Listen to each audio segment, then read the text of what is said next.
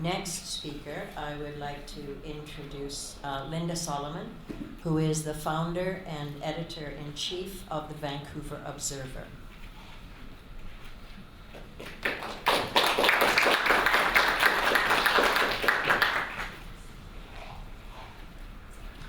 Hi, everybody.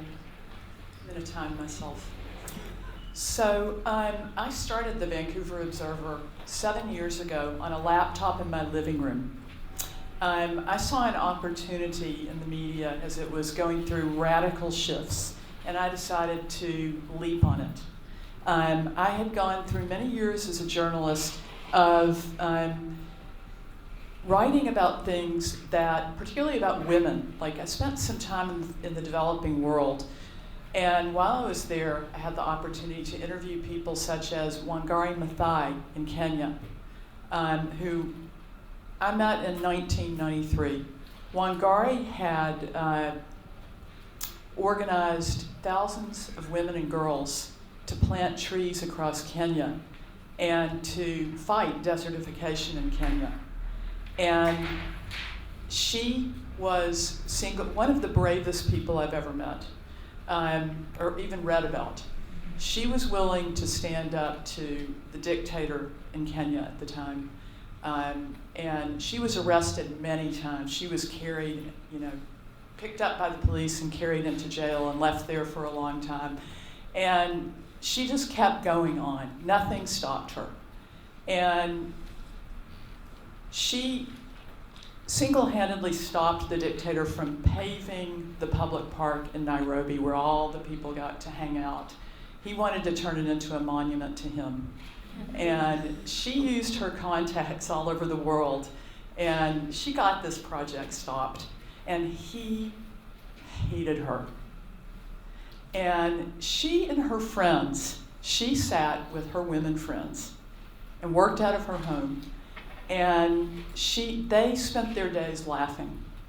I got to spend about 3 weeks at Wangari Maathai's compound, and I just would hear all this laughter just tinkling, just constantly coming out of her windows. And she did her work with her best friend. And they really showed me that a couple of women with a good sense of humor can make a lot of change in the world. Yeah.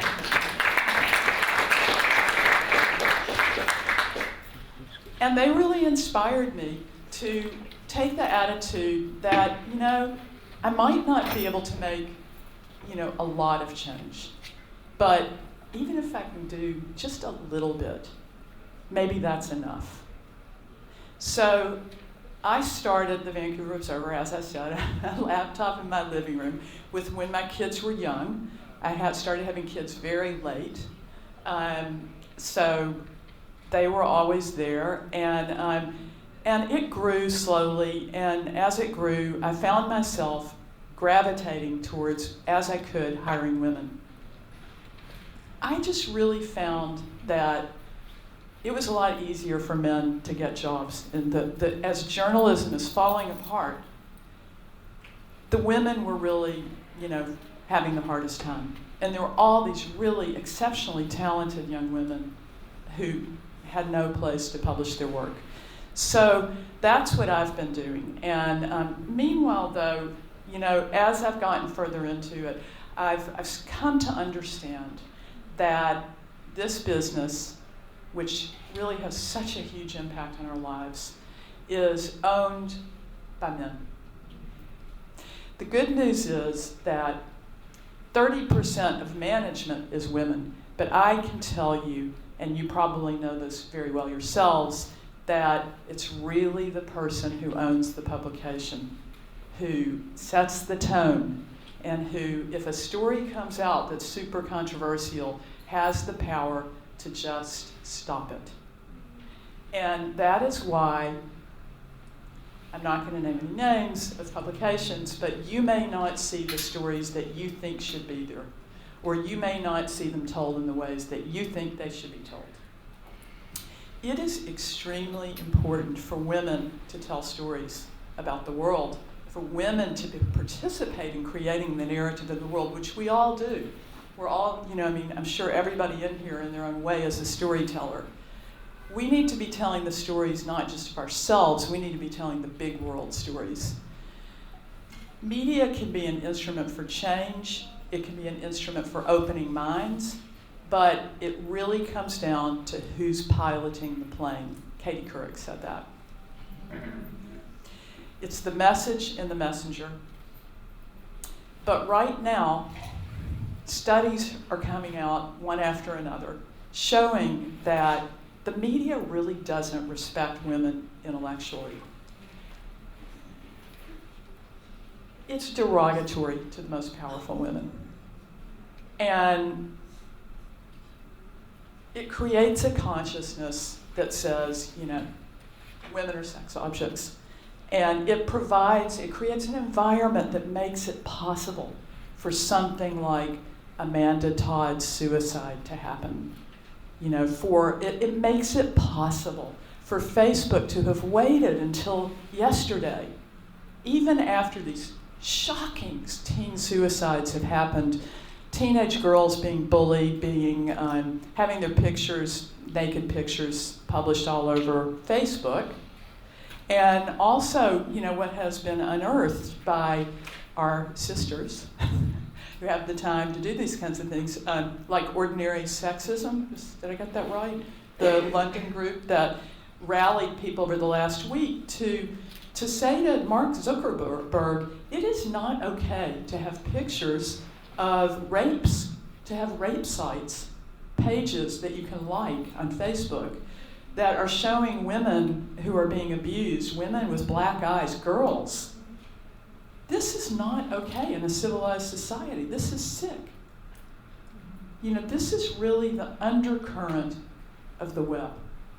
We live in a time right now that has amazing communication power, and yet there's a very dark, ugly side of it also. And fortunately that was addressed, but just a little bit of it is addressed. We've got big work to do, not only as women, but as human beings, to protect ourselves, to protect our children, and to make the world better. Media treats women like shit, says Margaret Cho. And she goes on to tell how she was, just really abused for being overweight. Who's really overweight? Who are we to say? So women are not going to really have equality until women own more of the media. And I just want to end by saying that in thinking about the topic of this panel, looking through the gender lens, I was kind of thrown for a bit. I was like, what is that? But as I thought about it more, I realized sometimes I look through a gender lens and sometimes I don't. And I wish, in retrospect, all through my life, I had looked through it more. And I think looking through the gender lens really means looking around and saying, what are women doing that I can support? Where can I put my dollars behind women? Because, it really does come down to dollars in the end, often. There's only so much that can be done without capital. So if you want the media to be reflective and inclusive and brave, you have to either create it yourself or get behind media that can and will do that is independent, that's not controlled by corporate interests. My alarm didn't go off. Thank you very much.